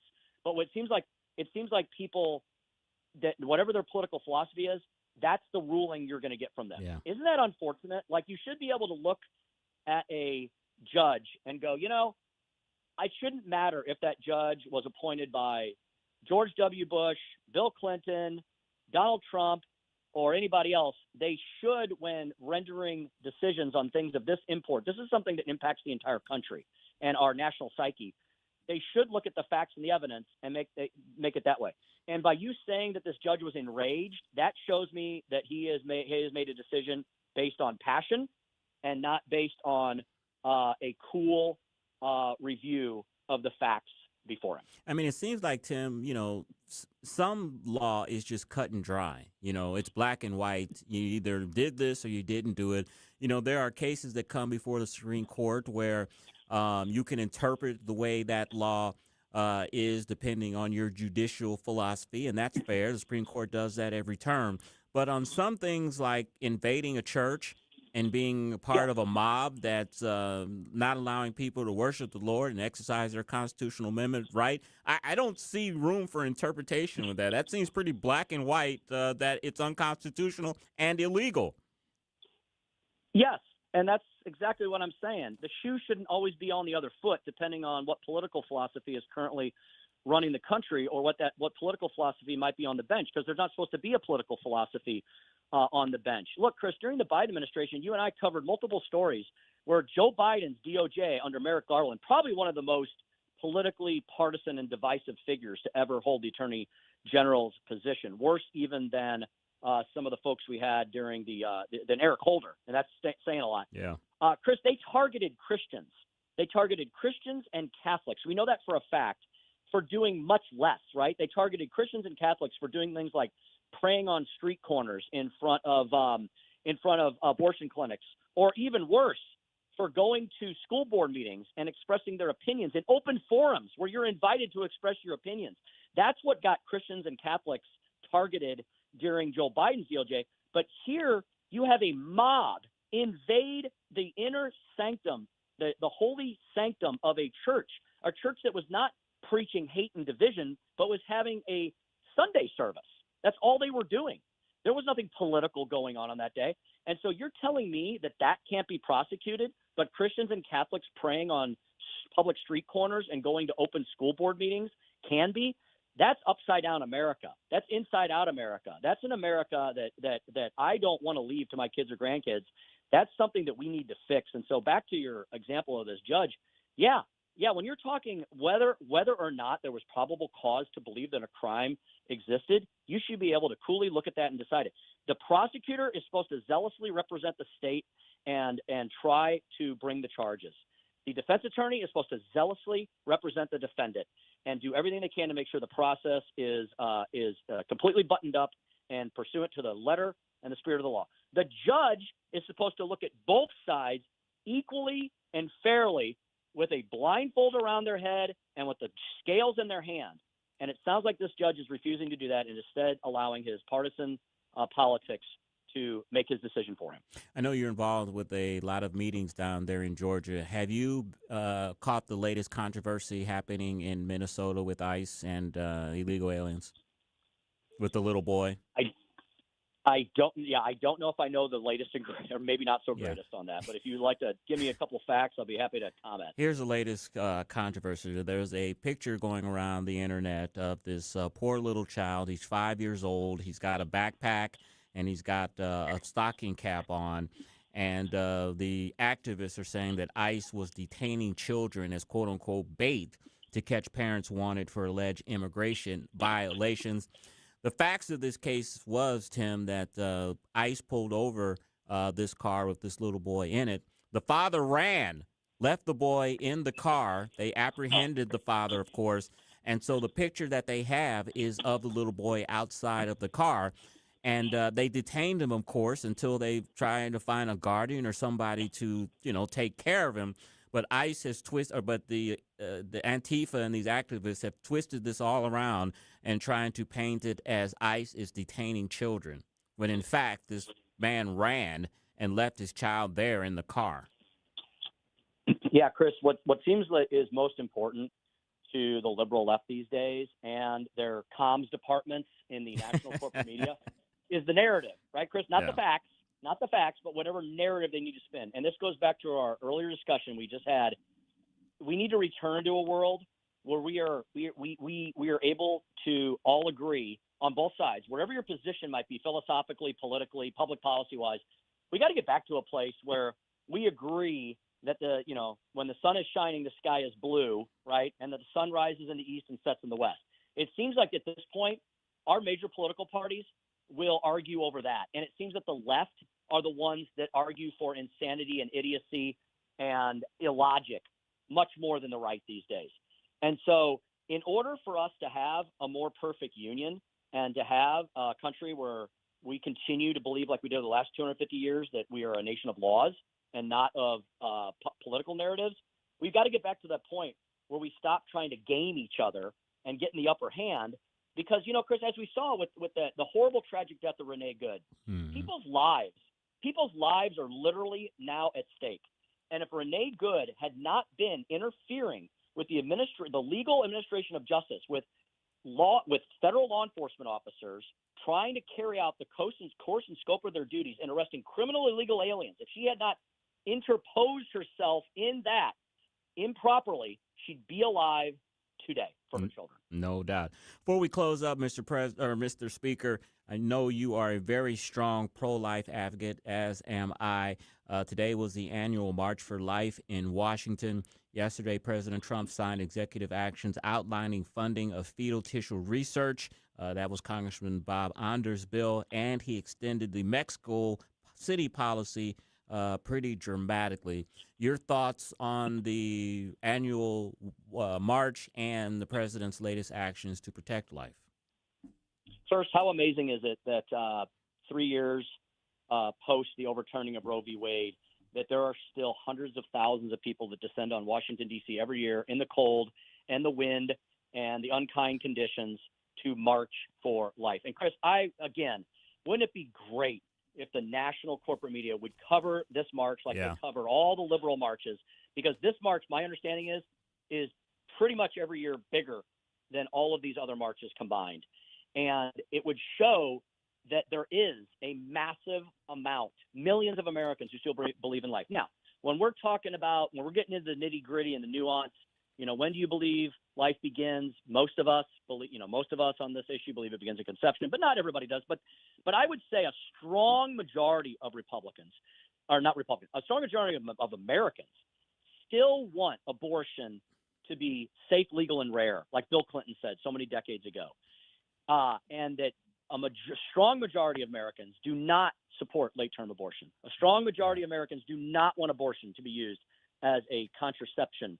A strong majority of Americans do not want our abortion laws to be the same as communist China and totalitarian Russia and god-awful North Korea, right? Mm-hmm. And so I think that if that story were told, more people would appreciate life. But how great is it to see all these? I did catch the news story this morning, tons of young people, young women marching for life, again, defying the narrative of the left. I think the Trump administration has been taking on a little bit of criticism as to whether or not they're still as serious on the life issue as they once were. I would point to the fact that Donald Trump has put 3 of the strongest originalist life justices on the Supreme Court, and that is why we got Roe v. Wade overturned.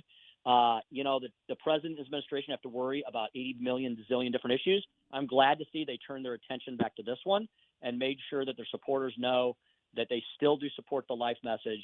They still do support the life mission. And Chris, as I always say, if the state, quote, the government doesn't have an interest in life, then the state and the government will eventually cease to exist. Yeah. So for the perpetuation of the state itself and for the government itself, it better continue to protect life as much as it can, or there will be no life to continue to support it. And a final note, I forgot about this. Tomorrow, Minneapolis, they're supposed to have a massive march, and a lot of the businesses are going to be shut down in protest of ICE.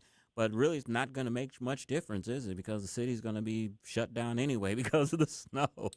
Bad timing. Sometimes the good Lord and Mother Nature, Chris, give us a little lift, don't they? Exactly. That is Speaker Tim Jones, co-host, of course, of the Tim Jones and Chris Arps show. What's the weather down there? Is it sunny? Is it nice?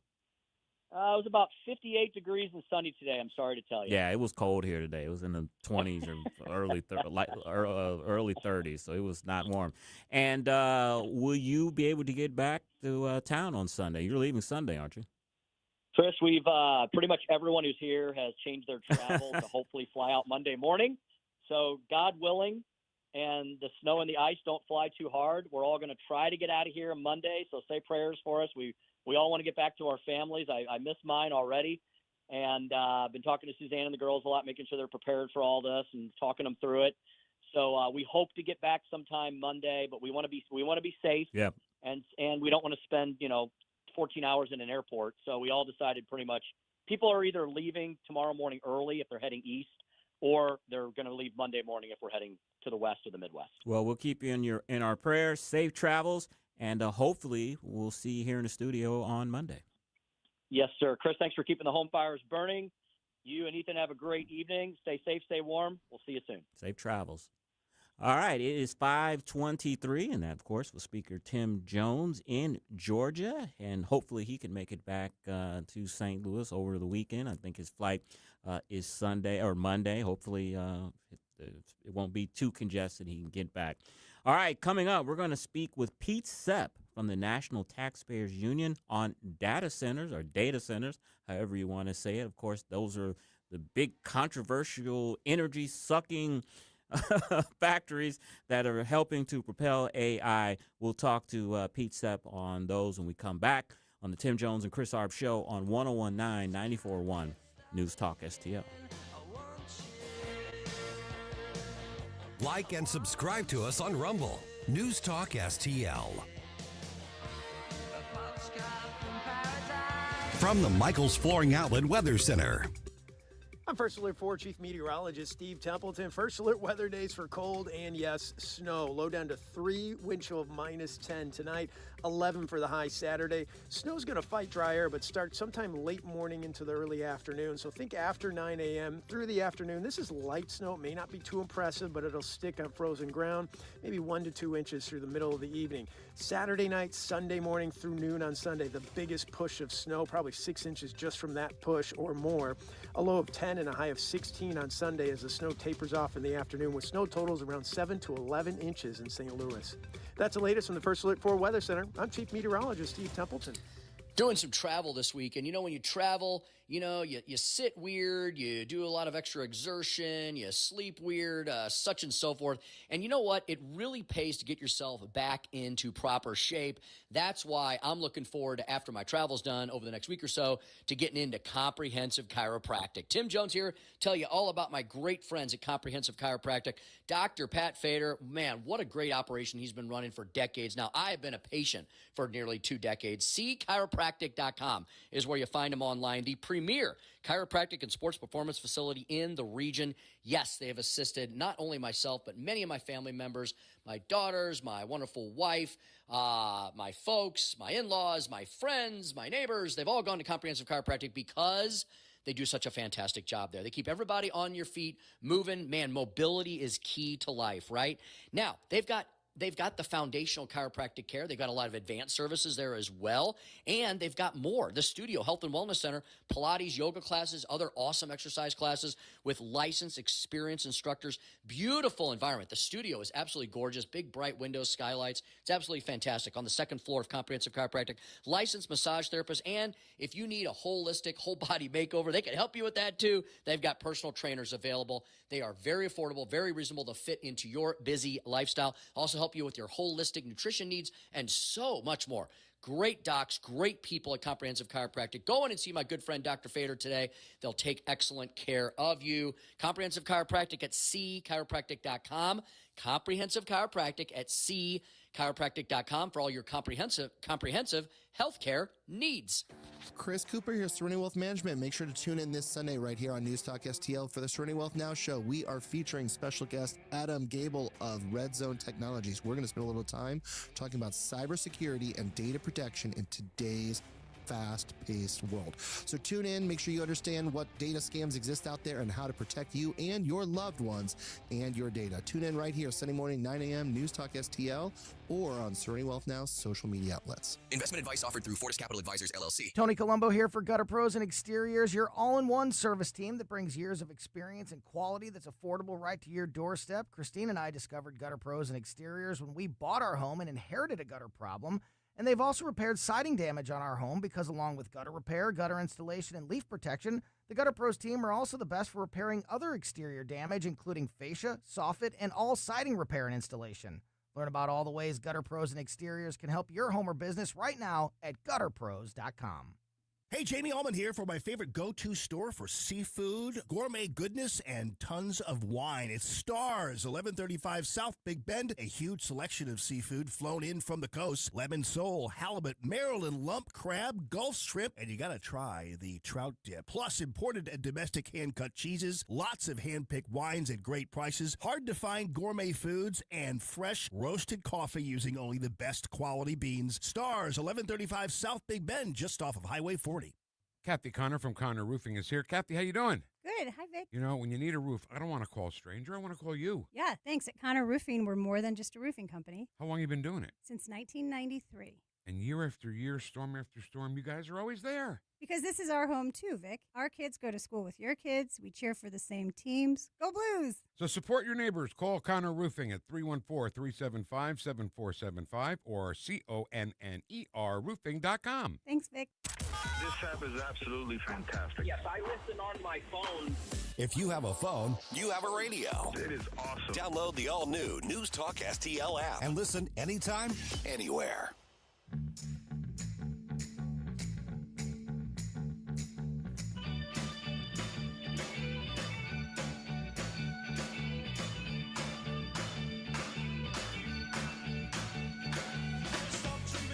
528 on the Tim Jones and Chris Arps show, and especially if you live here in St. Louis and looking at your newspaper, we've seen a lot of stories on data centers, and they're popping up everywhere, and some people want them, and some communities don't want them. We have on the line with us Pete Sepp. He's president of the National Taxpayers Union, and we're going to have a discussion on data centers. Pete, welcome to the show. Great to be here again. Pete, I got to ask you, before we get started, are you in the path of Snowmageddon? Are you hunkering down? Yeah, sure. Snowmageddon here is 2 to 4 inches. Now, when I lived in Missouri back in the day, it had to be at least 12. We're encroaching on that. They're talking possibly 6 to 11 inches tomorrow evening, so we may be in that 12-inch range. Wow. Well, good luck. I know here the panic has already begun. Yes. All right, Pete, you wrote an article for Washington Examiner on data centers. The title was "Smart Policies Will Show Taxpayers the Benefits of Data Centers." Tell us the gist of that article. Well, there sure are a lot of benefits to data centers if we scratch beneath the surface of those who say, oh, they're stealing electricity from residential customers and raising rates and causing traffic to snarl and so on and so forth.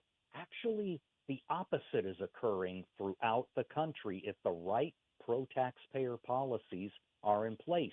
That means offering pro-business policies across the board, low taxes, consistently stable taxes. It means clearing the regulatory hurdles for the fast development of power. In other words, co-located facilities around the country. Many data centers and many technology companies are actually paying out of their own pocket to restart nuclear power plants, build natural gas facilities to generate their own power. In other places in the country, like Missouri, the public officials are clearing the way for smart development of data centers that will hold residential customers harmless. They won't pay extra at all for large load customers on the power grid, and even offering the opportunity for reductions in property taxes. I've seen that happen right in my own backyard, Loudoun County, Virginia. We're seeing it actually in Missouri. Warrenton just approved a new data center with no property tax abatements and projected revenue that's going to double the property tax collections for the city. I mean, that's incredible. These kinds of things are possible and can benefit taxpayers rather than rip them off like so many government-driven infrastructure projects. You know, Georgia Power says that data centers help freeze base rates for 3 years. How did they do that? Well, a lot of it has to do with the fact that large load customers are the ones who can pay for big upgrades in grid infrastructure. We tend to think of this paradoxically. We say, well, some factory or data center or shopping mall is going to drain a lot of electricity from the power grid and cost residential customers who will have to make up for this.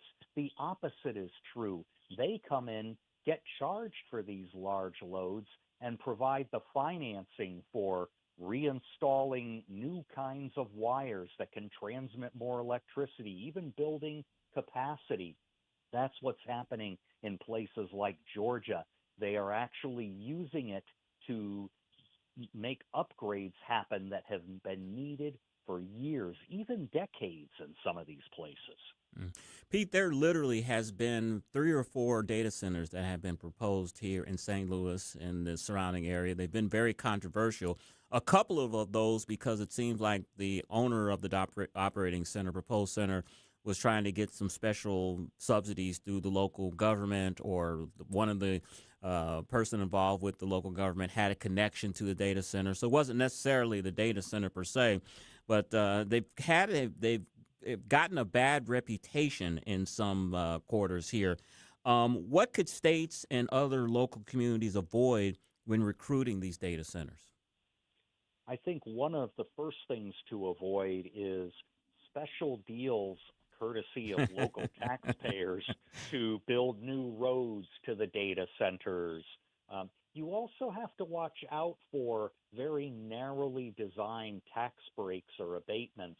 What you need is a pro-business policy that welcomes all kinds of high-tech businesses and even low-tech ones. That means, for example, treating investment in plants and equipment the same and allowing businesses to write those off on their corporate taxes fully and immediately. We just went through this debate at the federal level about full and immediate expensing. If you have that at the state level and couple to the federal tax code, that automatically says to businesses, we're going to treat you the same, but we're also going to treat you equitably over the long term. You can count on a stable and moderate tax burden. That's really what a lot of these data centers want. They also want, of course, speed. You've got to be able to deliver energy and power grid upgrades fast. The entities themselves, the data centers, are willing to pay for that, but in many cases, the permitting process for building a new plant or adding to the grid infrastructure can take years. We got to measure this in months going forward. Unfortunately, Missouri is doing just that with the Public Service Commission approving these large load protections. That was a result of that bill that the governor signed last year, SB 4. Pete, who should be on the hook for I'm sorry, much of today's energy price pressure is really about data centers versus aging infrastructure, bad forecasts, and premature plant closures. How much of that is regarding that? Yeah, there's plenty of various factors going on here. I mean, we have to add the fact that there were renewable portfolio standards put into place to generate what's called clean energy. Well, in many cases, nuclear power plants, for example, the Callaway facility in Missouri, were deliberately excluded from those federal and state clean energy mandates. And so there was panic about the fact that coal facilities, even natural gas facilities that have been generating reliable electricity, had to be shut down in favor of wind and solar. Well, I think we're taking a more pragmatic attitude now, realizing that nuclear energy can and should be part of the mix. We may very well see an additional plant coming to Missouri. This is happening also in Ohio, in Pennsylvania. 3 Mile Island's reactor is being restarted with private money from Microsoft. Pacific Gas and Electric is seeing this kind of upgrade going on as well. And I think what you need is a balance between natural gas and solar and nuclear, hydro.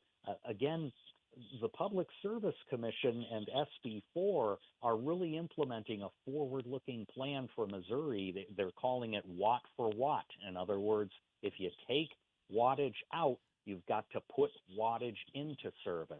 And I think that's a very smart approach. You don't just shut down power plants and then say, well, we'll worry about the load later. No, you've got to do that as you close them down.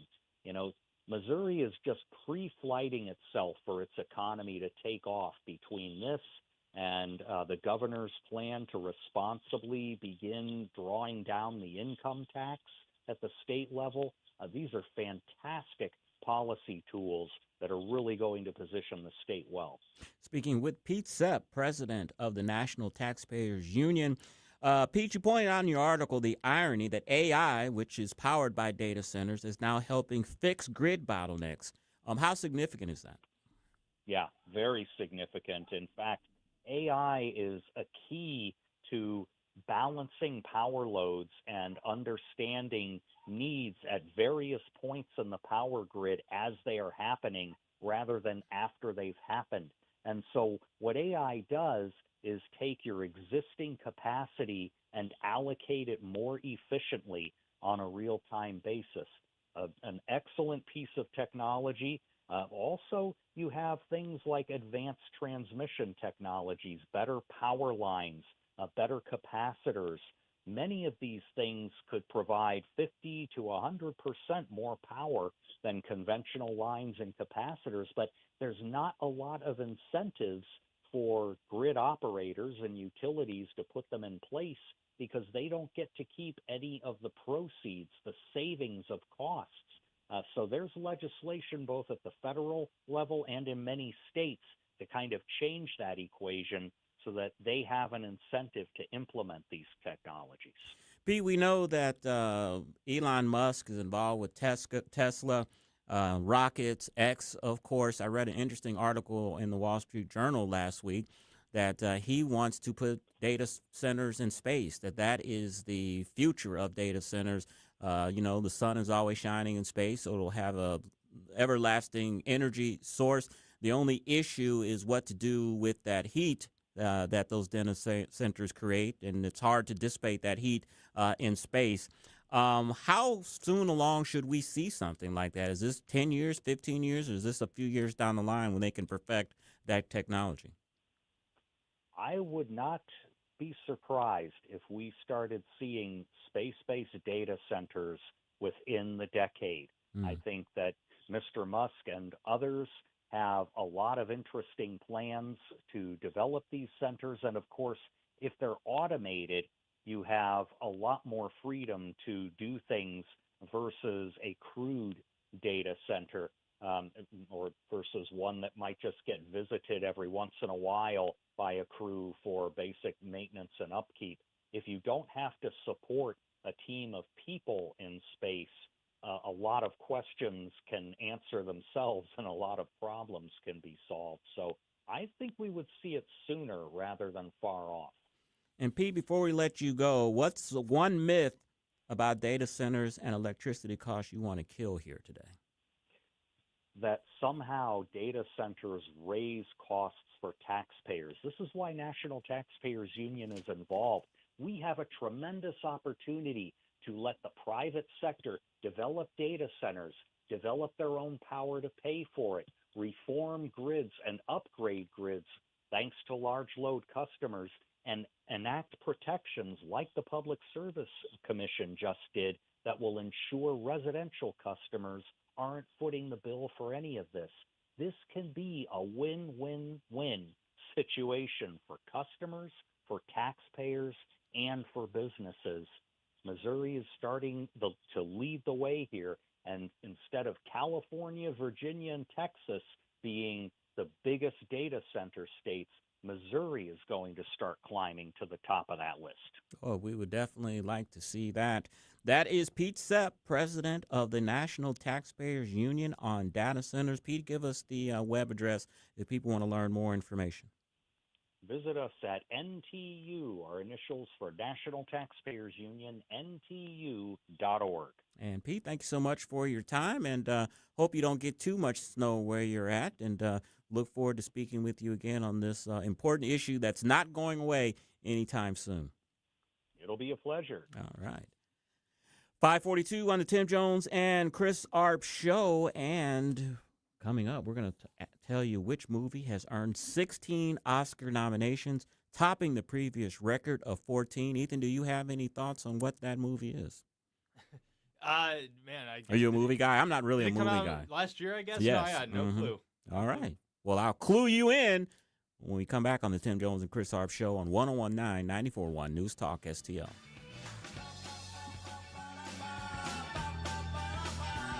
From the Michaels Flooring Outlet Weather Center. I'm First Alert 4 Chief Meteorologist Steve Templeton. First Alert weather days for cold and, yes, snow. Low down to 3, wind chill of -10 tonight, 11 for the high Saturday. Snow's going to fight dry air, but start sometime late morning into the early afternoon. So think after 9 a.m. through the afternoon. This is light snow. It may not be too impressive, but it'll stick on frozen ground, maybe 1 to 2 inches through the middle of the evening. Saturday night, Sunday morning through noon on Sunday, the biggest push of snow, probably 6 inches just from that push or more. A low of 10 and a high of 16 on Sunday as the snow tapers off in the afternoon with snow totals around 7 to 11 inches in St. Louis. That's the latest from the First Alert 4 Weather Center. I'm Chief Meteorologist Steve Templeton. The Vic Porcelli Show. We'll hear some of the comments from Jack Smith. If you remember, I originally said I don't like his face, and I was right. With Commander Connors Friday at 9:25. Weekday mornings at 9 on News Talk STL.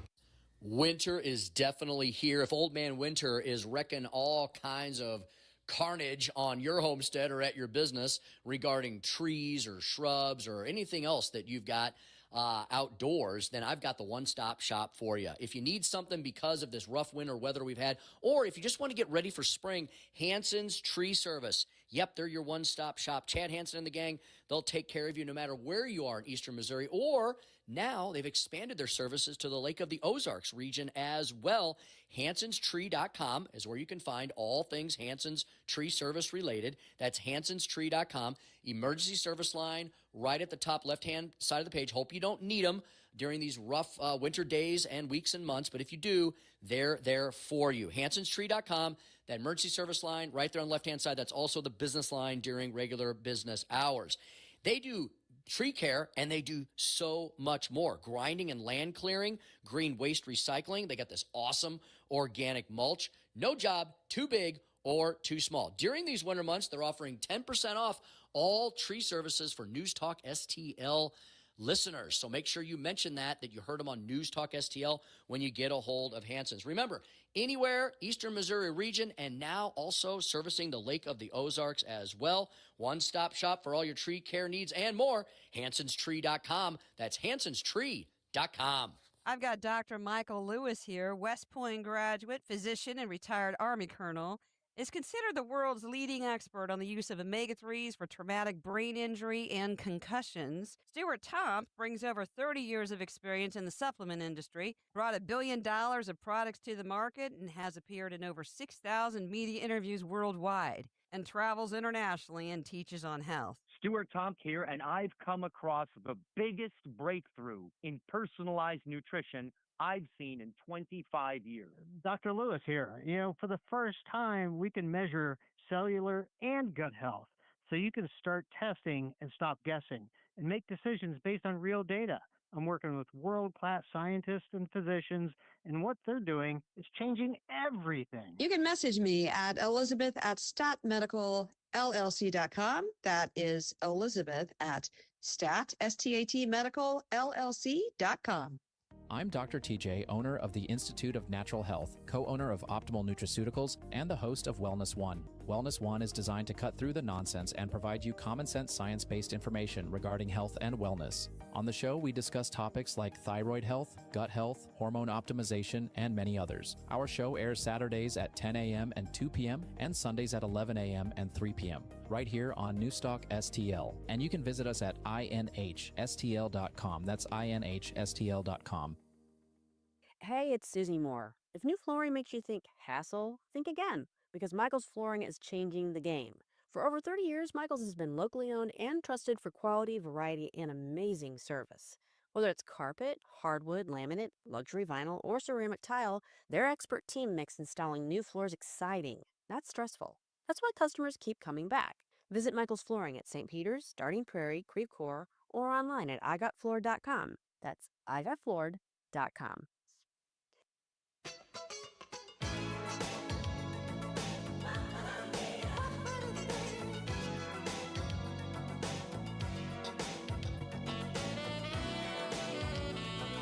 .547 on the Tim Jones and Chris Arps show on the eve of Snowmageddon. Are you ready for it? I'm reading here that over a dozen governors have declared a state of emergency. Thousands of flights have already been canceled. This snowstorm should affect more than 150 million people. State of emergency has been declared in Alabama, Arkansas, Georgia, Kansas, Kentucky, Louisiana, Maryland, Mississippi, Missouri, New York, North Carolina, South Carolina, Tennessee, Texas, Virginia, and Washington, D.C. So we're going to have a huge storm today, but as Tim and I were talking when he was on earlier, it'll be 34 degrees on Tuesday, and it probably all will melt away. Hope that you have done your French toast shopping, got your eggs, milk, and bread. Looks like it's going to be a great weekend to just hunker down, watch the NFC, AFC football championships, drink your bourbon, hot chocolate, have a fire going.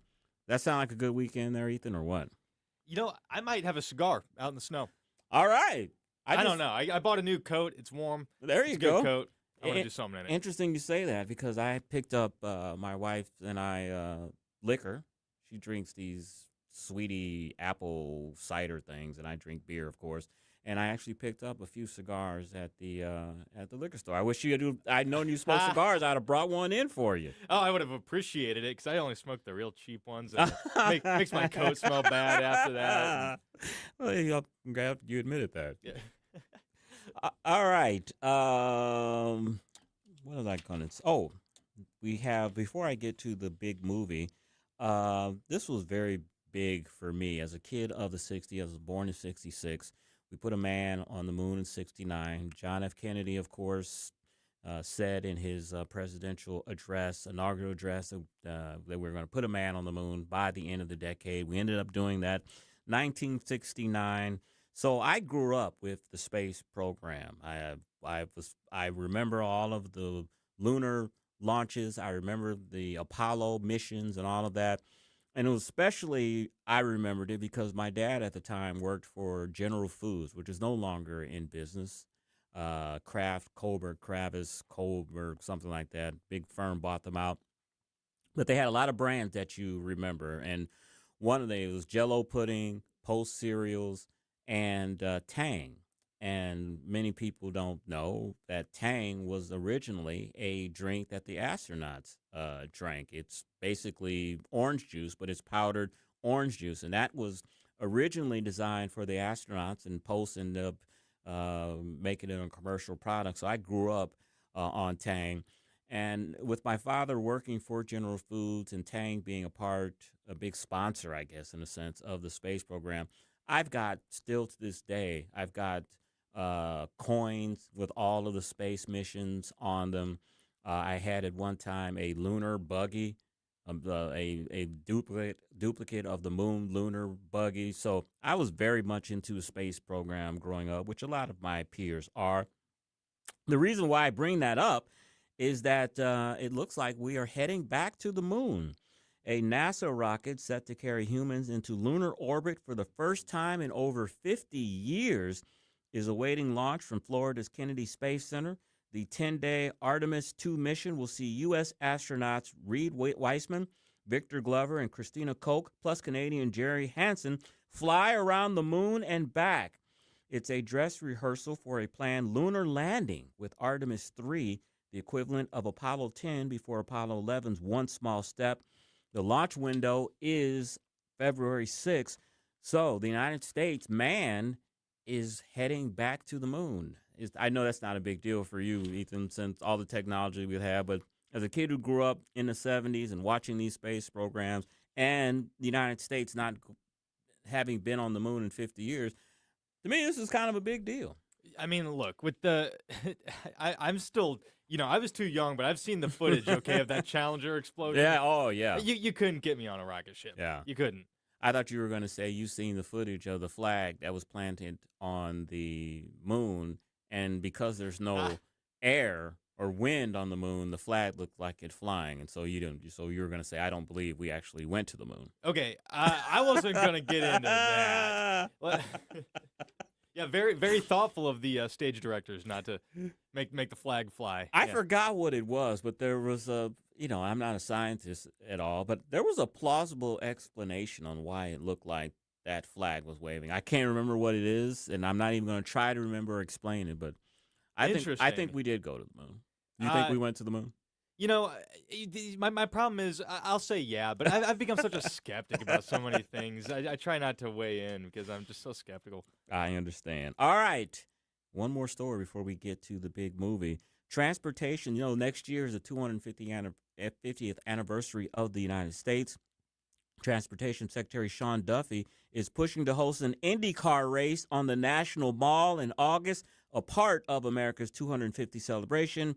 That's according to many sources. The race would start at the Supreme Court and cover a full lap around the National Mall, including the Lincoln Memorial, Pit Row, would be the Lincoln Memorial Reflecting Pool. Organizers are targeting August 21st for the event. Sounds great, doesn't it? It'd be something to celebrate America, a NASCAR race in the middle in Washington, D.C. Wow, who would be against that? Of course, Democrats. Congress has to approve legislation to make this happen, and it's unlikely since Democrats aren't thrilled about the idea. They say that they would just place a strain on the U.S. Capitol Police and area roads. Plus, Democrats have said that if Republicans haven't been helpful to them during the budget fights, why should they assist Republicans with this if the GOP hasn't refused to hang any plaque honoring the victims of the January 6th Capitol riot?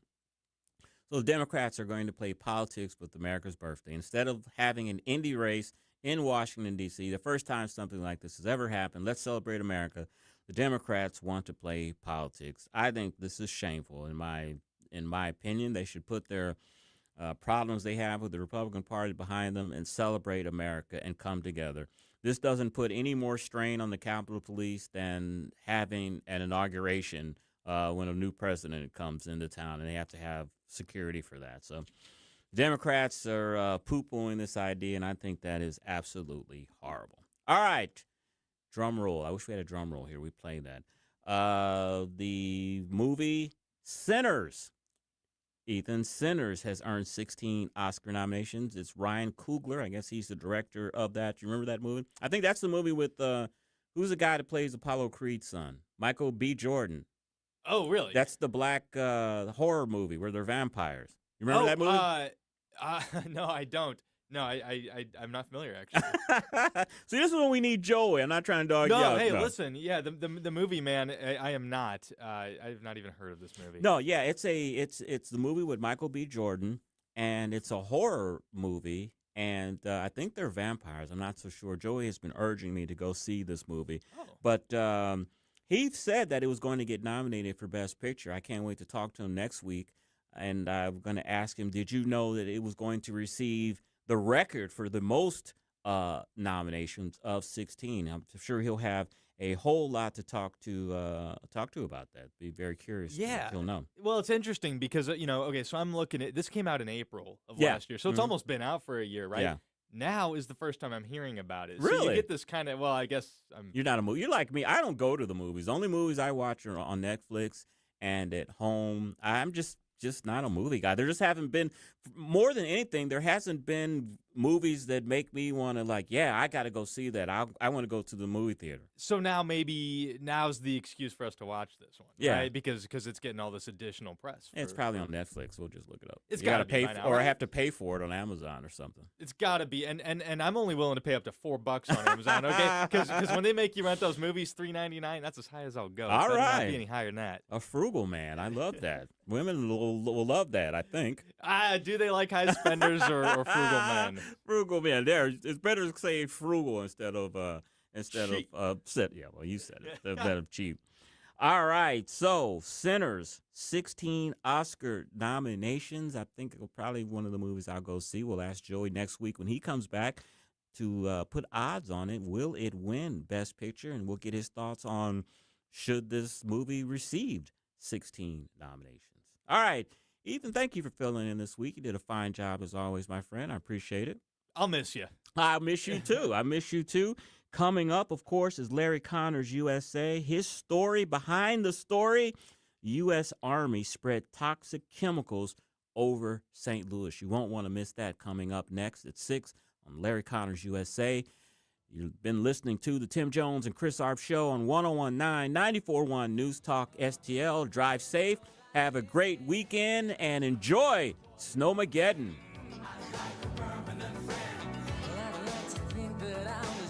Hungry for the best steak you'll ever have? Head to the heart of Moscow Mills and discover Harry J's, a local landmark and family-owned steakhouse, serving up excellence since '98. From mouth-watering appetizers to decadent desserts, Harry J's has something for everyone. Enjoy our extensive bar selection while soaking in our friendly family atmosphere. Whether dine in or carry out, your meal is prepared to perfection.